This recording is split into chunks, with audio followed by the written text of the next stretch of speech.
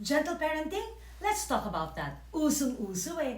Ang daming nagsasabi, aba, dapat ngayon, gentle parenting na. Bawal na yung nagagalit, namamalo, sumisigaw. Okay lang naman yon.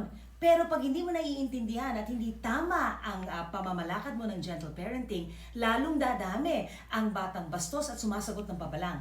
Kunyari ang 3-year-old, 4-year-old nasa mall umiiyak, nagtatantrum nga.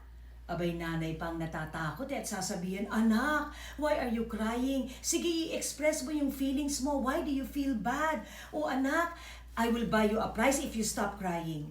Tayo ang susuko eh. Ganun ba ang gentle parenting? Anong tinuturo mo? Bakit kasi nakaalis na hindi klaro? Parang wala kayong rules, wala kayong usapan, walang boundaries, walang structure. Gasgas na gasgas din yung salitang boundaries, pero marami sa atin, hindi yun naiintindihan. Dapat alam ng bata, pag pumunta siya sa mall, hindi naman niya birthday, wala naman okasyon, siguro nga walang ibibili ang mama niya. At hindi siya pwede pumilit ng ganon. Alam mo, nung kami lumalaki, titignan lang kami ng mga magulang namin, natatakot na kami.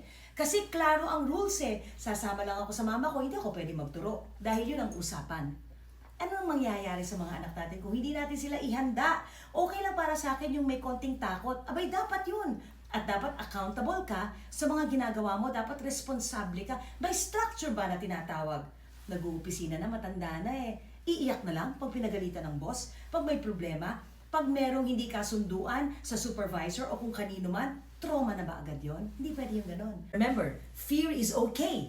And teaching them rules, boundaries, being responsible and accountable, it's all about making them ready for life. You're not going to be there forever. Think about that.